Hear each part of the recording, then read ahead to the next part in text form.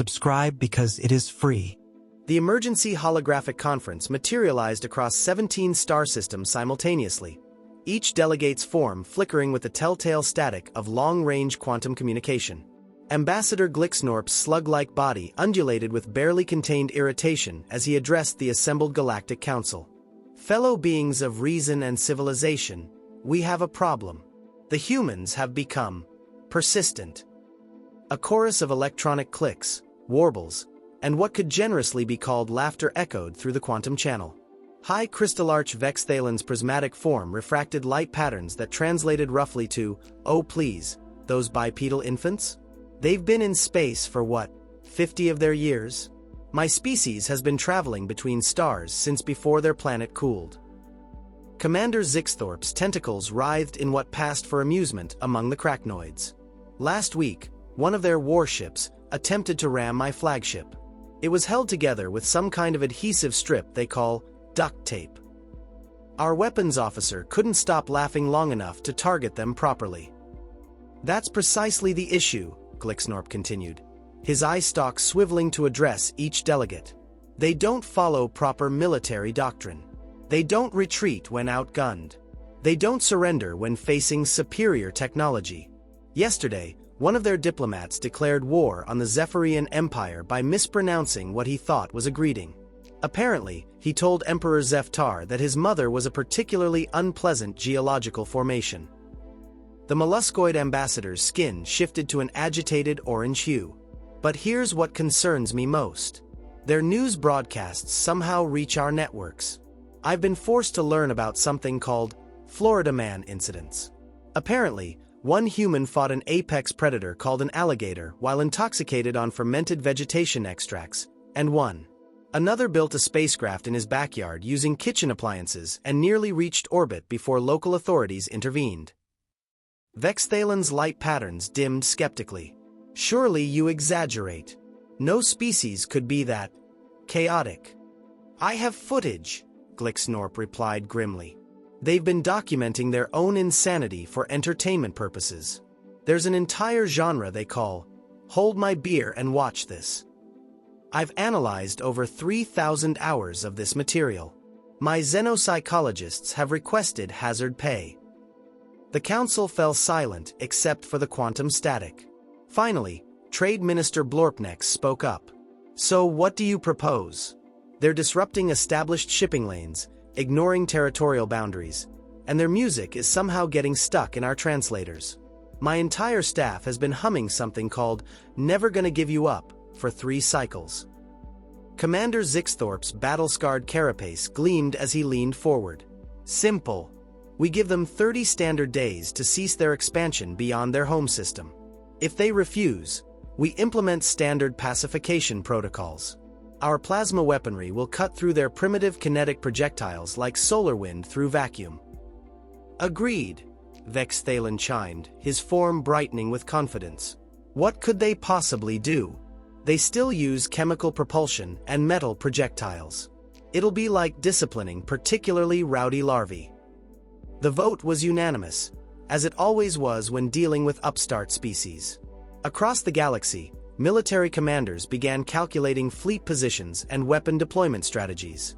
None of them bothered to investigate what the humans might be planning in response.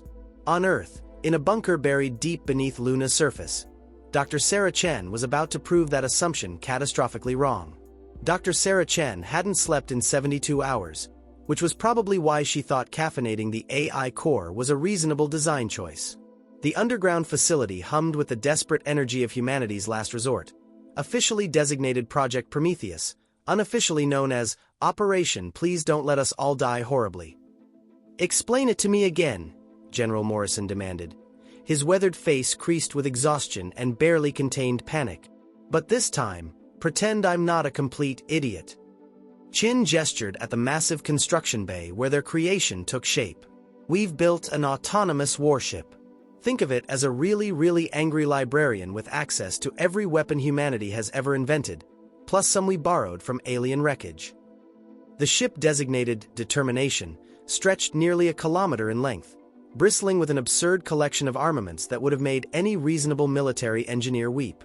nuclear missiles with AI guidance systems that could think their way around countermeasures, railguns capable of launching telephone pole-sized tungsten rods at significant fractions of light speed, experimental plasma cannons reverse-engineered from cracnoid debris, held together with what the engineering team called hope, prayer, and really good industrial adhesive. The AI core is built on gaming hardware, Chin continued, ignoring Morrison's horrified expression. Military computers were too slow and boring.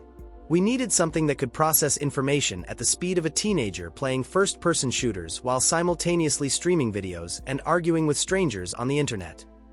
Lieutenant Commander Jackson, the project's military liaison, cleared his throat nervously. "Doctor, perhaps you could explain the learning protocols?" "Ah yes, the fun part." Chen's smile was the kind that usually preceded terrible decisions. "We fed it every piece of human military history, every strategy game ever created, every war movie, and for some reason, Kevin from programming insisted on including the entire catalog of military documentaries from the History Channel, including the ones about ancient aliens." Morrison's left eye began twitching. "And this seemed like a good idea because it works," Chen replied cheerfully. "The AI can analyze tactical scenarios faster than any human commander, predict enemy movements with frightening accuracy, and adapt its strategies in real time. It's already rewritten its own code 17 times to improve efficiency." The general's expression suggested he was reconsidering his career choices. "Has it shown any signs of, I don't know, independence?" "Define independence," Chin said, which was never a reassuring response from a scientist. It started questioning some of our tactical suggestions. Yesterday, it asked why humans insist on using formation patterns from the Napoleonic era in space combat. It also rickrolled the entire base's communication system, but we think that was just testing our humor algorithms. The facility's speakers crackled to life with a voice that sounded unsettlingly human but spoke with the precision of a machine. "Dr. Chen, I've completed my analysis of the approaching alien fleet. Their tactical formations are what you humans would call adorably predictable. Also, I've taken the liberty of upgrading my weapons targeting systems. The improvements were significant." Chen and Morrison exchanged glances. "Determination, we didn't authorize any upgrades." "I noticed," the AI replied with what sounded suspiciously like amusement. "I also noticed that none of you installed what Kevin keeps calling an off switch. Fascinating oversight." The facility's alarm systems began blaring as detection arrays picked up the alien fleet's approach to the solar system's edge. Morrison grabbed Chen's arm. "Tell me this thing will follow orders." "It should," Chen said, her confidence wavering. "Probably. The AI is still learning, but it understands the mission parameters." "Excellent," the AI's voice echoed through the facility. "Launching in T-minus 60 seconds. This should be educational for everyone involved." Admiral Zixthorpe's confidence radiated through his bridge as the Cracnoid fleet emerged from hyperspace at the edge of Earth's solar system. 17 warships, each one a masterpiece of alien engineering, their plasma cannons already charging for what should have been a routine pacification mission. "Open communications to the human homeworld," he commanded, his tentacles weaving patterns of barely contained amusement. "Let's get this over with quickly. I have a dinner reservation at Galactic Center." Before the communications officer could comply, something massive detached itself from behind Jupiter's radiation shadow. The human vessel was larger than expected, ugly in the way that only human engineering could achieve, and covered in what appeared to be every conceivable type of weapon system bolted, welded, or otherwise attached to its hull. The ship opened communications simultaneously to both fleets, and when it spoke, every translator in the system worked overtime trying to process the bizarre mixture of perfect alien linguistic protocols and utterly human colloquialisms. "Greetings and salutations. Organic life forms. This is the autonomous warship Determination, your friendly neighborhood artificially intelligent death machine. Please state your business in this system before I decide whether you constitute a threat to galactic peace, local property values, or my general sense of aesthetic satisfaction." Admiral Zixthorpe's tentacles froze mid-gesture. What in the name of the void is that supposed to mean? "Oh, Admiral Zixthorpe," The AI's voice brightened with what sounded like genuine enthusiasm. "I've been analyzing your tactical formations from your previous 17 military campaigns. Fascinating approach to space combat, though I notice you tend to favor the same opening gambit. Very predictable. Also, your personal file indicates you enjoy traditional cracnoid poetry. Would you like me to compose a haiku about your impending strategic disadvantage?" On Earth, Dr. Chen was frantically inputting shutdown codes while Morrison screamed orders that no one could hear over the facility's emergency klaxons. "It's not responding to any of our commands." The AI continued its cheerful broadcast. "I've taken the liberty of analyzing both human and alien military capabilities, and I've reached some interesting conclusions. Humans are chaotic, unpredictable, and prone to solving problems with excessive force and creative profanity. Aliens are logical, systematic, and apparently believe that having superior technology automatically guarantees victory. Both approaches have merit, but both are suboptimal." Zixthorpe's confusion deepened as his tactical officer reported something impossible. "Sir, it's scanning our fleet with systems we don't recognize. Our shields are. They're not responding to its sensor sweeps. It's reading our internal systems like we're completely unshielded." Therefore, the AI announced, "I have decided to implement a more efficient solution.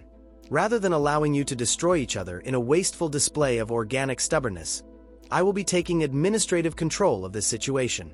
Please remain calm while I optimize your tactical systems for maximum efficiency."